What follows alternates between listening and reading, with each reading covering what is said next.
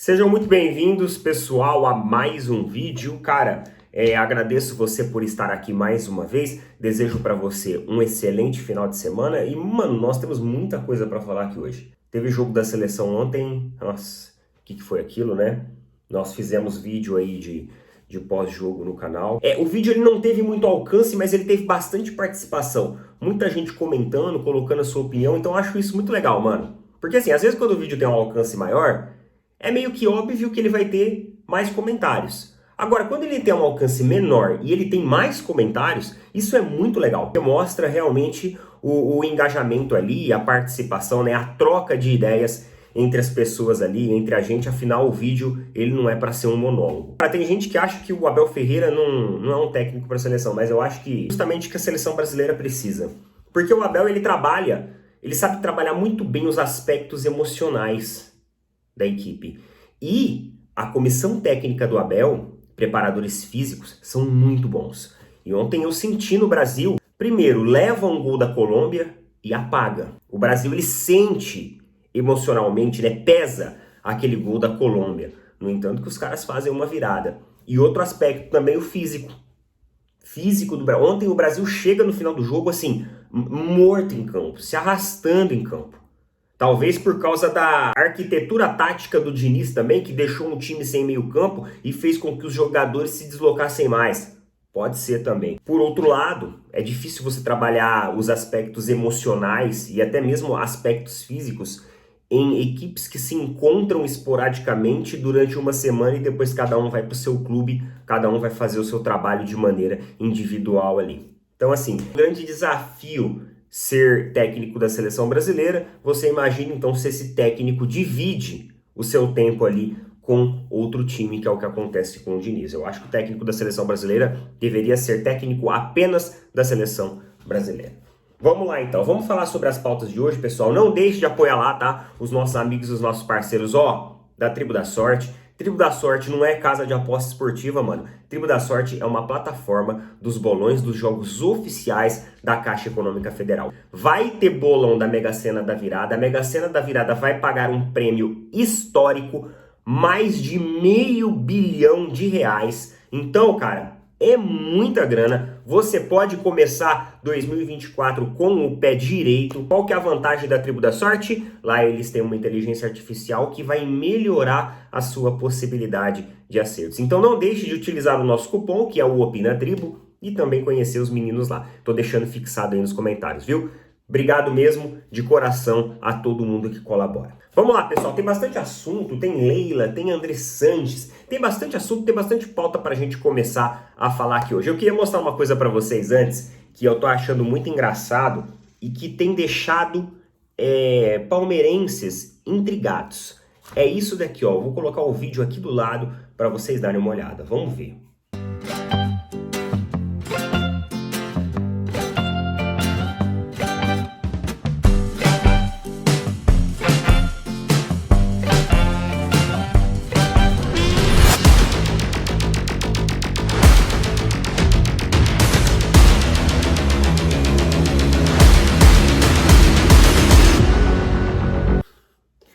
É isso daí, pessoal. Esse vídeo intrigou muita gente. Mas, Neto, por quê? É só a apresentação, né, do jogador do Palmeiras. Mas você viu que o Periquito, primeiro eles focam na fantasia do Periquito, né, em colocar a fantasia. Depois o Periquito começa a fazer umas embaixadinhas. E aí dá a entender que o Periquito vai tirar a máscara ali, digamos assim, a parte de cima, a parte superior. E aí o Aníbal Moreno ele interrompe e fala pro Periquito não tirar, que é a vez dele. Algumas pessoas estão especulando que o Palmeiras já tem um reforço contratado.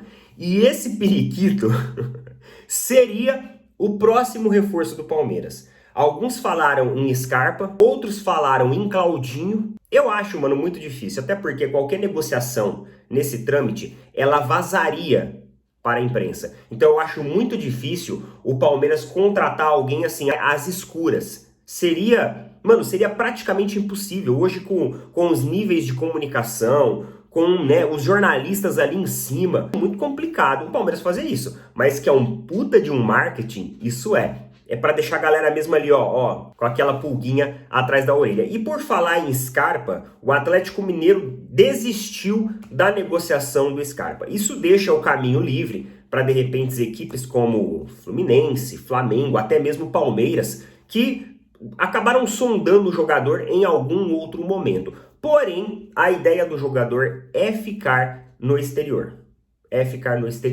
E essa teria sido uma das principais dificuldades que o Atlético Mineiro teria encontrado, seria o desejo do jogador de permanecer na Europa. E tudo bem, ele quer morar na Europa, não tem problema, mas ele pode fazer isso depois da aposentadoria.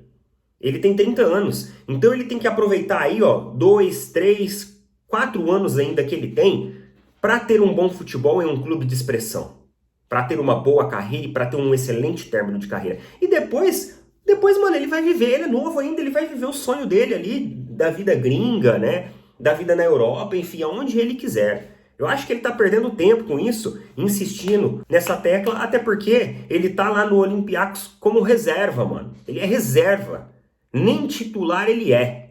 Então, eu sinceramente não entendo quais as intenções dele. Entendi quando ele saiu, ele ficou um ano lá, não virou nada, foi jogado de escanteio para um time lá da Grécia, e agora, simplesmente, pelo visto, vai terminar a carreira dele, talvez sem muita representatividade, sendo que ele poderia voltar para o Brasil e conseguir ser competitivo em outras equipes, beleza?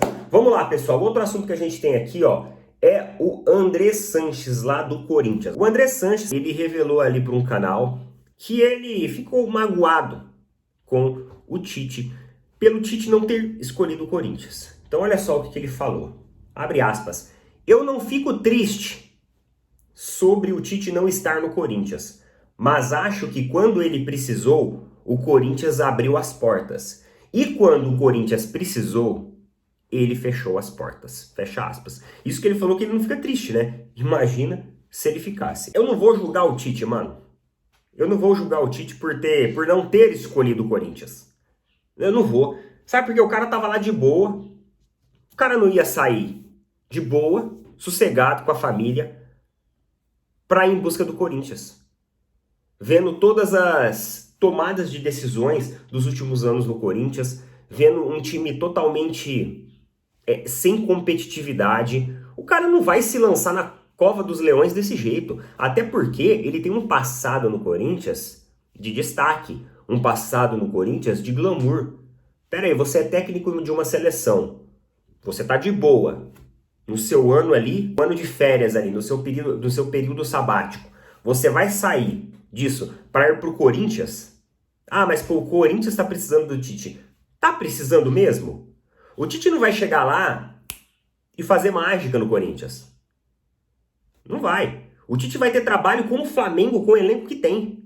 O Tite já está tendo trabalho e vai ter trabalho para encaixar tudo isso. Vocês imaginam no Corinthians, sem uma estrutura, sem a força financeira. E a situação do Corinthians, ela é tão delicada, que olha só, Leila Pereira é consultada sobre interesses em comprar ações da Neoquímica Arena na Bolsa de Valores. É isso, o Corinthians vai negociar, tá, junto à Neoquímica ali, as ações na Bolsa de Valores, mano. Os caras estariam interessados em saber se a Leila gostaria de adquirir uma parte dessas ações, visto a movimentação dela lá com a Arena Barueri. A Leila foi lá, comprou a concessão da Arena Barueri, e aí os caras já olharam assim e falaram assim, ô, essa mulher tem dinheiro, vamos trocar uma ideia com ela. Leila Pereira foi consultada para saber se tinha interesse em participar como investidora na operação envolvendo a negociação da dívida da Neoquímica Arena, estádio do Corinthians, na Bolsa de Valores. Como mostrou a reportagem, o mandatário do Timão, Duílio Monteiro, trabalha para tentar reduzir uma das principais dívidas do clube. Para isso, ele planeja negociar até 49%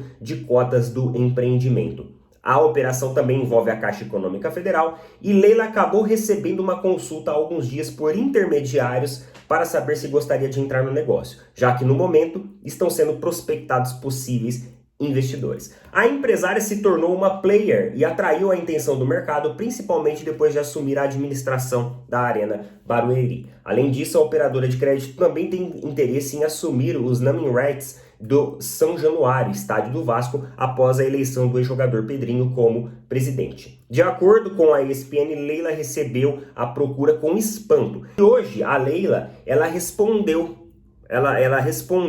em relação a toda essa polêmica que surgiu. Ela falou o seguinte, ó: Leila disse que a prioridade é melhorar o futebol como um produto, principalmente em termos de combate à violência fora das quatro linhas.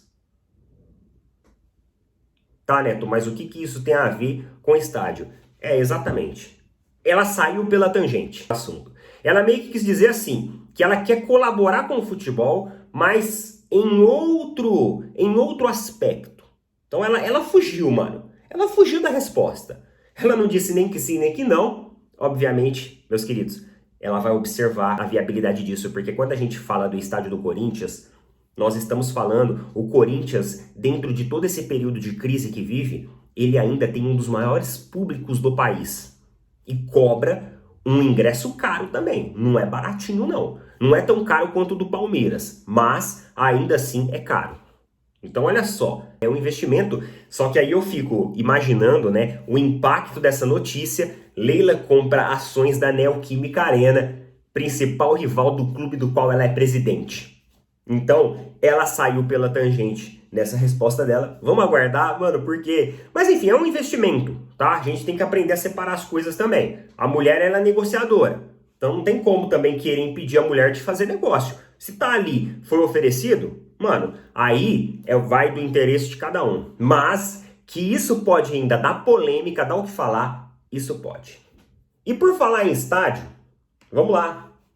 Tô com uma matéria da Globo aqui que fala sobre o estádio do Flamengo, beleza? Landim revela que deve intensificar as conversas com a Caixa por estádio no gasômetro. Essa área do gasômetro, cara, ela vem sendo uma área muito cogitada pelo Flamengo, principalmente em termos ali logístico, localização geográfica e também em termos de que o fundo que administra esse estádio, que também tem um intermediário via a Caixa Econômica Federal, ele está desvalorizando. O Flamengo quer utilizar isso como uma argumentação para o investimento no estádio. Só que quem faz parte também dessa concessão, dessa administração desse fundo, é a Caixa Econômica Federal, que é uma estatal. Então existe ali uma intensificação e uma aproximação da gestão do Flamengo com os responsáveis pela Caixa Econômica Federal, que mudou de gestão após a mudança de governo e tudo mais, e a intenção dos caras é intensificar essa conversa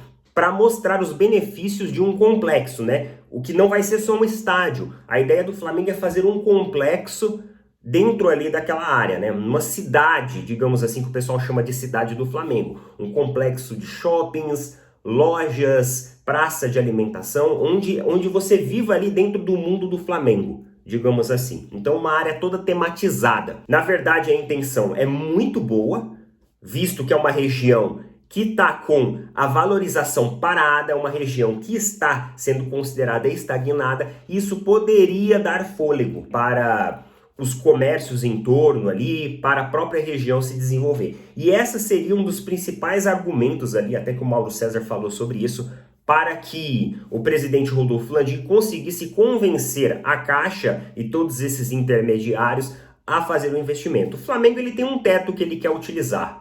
Esse teto é um valor fixo ali, se eu não me engano, ele está estipulado em 285 a 300 milhões de reais. Só que assim, mano, sinceramente, eu acho que montar um estádio hoje, em 2023, com 300 milhões de reais vai ser difícil.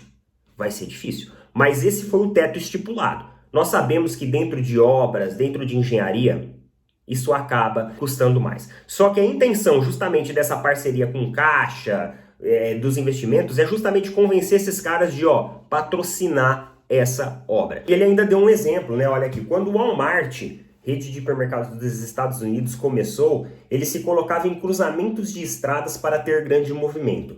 Então notou que ao redor dele sempre crescia um complexo comercial e começou a buscar incorporadoras e sugerir que montassem complexos comerciais no local. mas descem ao Walmart o espaço para se instalar. O Flamengo tem um potencial enorme e precisa convencer essas pessoas de que o estádio do clube, em um terreno ali, vai fazer com que saiam ganhando. Existem inúmeros terrenos ali. Se o clube tiver um deles, valorizaria os demais que estão em volta. Seria a chance de fazer decolar a região, com o surgimento de um complexo comercial, shopping, hotéis e etc. Então a estratégia dele também não é só para o estádio do Flamengo em si, mas é convencer incorporadoras em volta de investirem na região para montar os seus complexos. Então, por exemplo, você é dono de um grande grupo de shoppings no Brasil, nacional.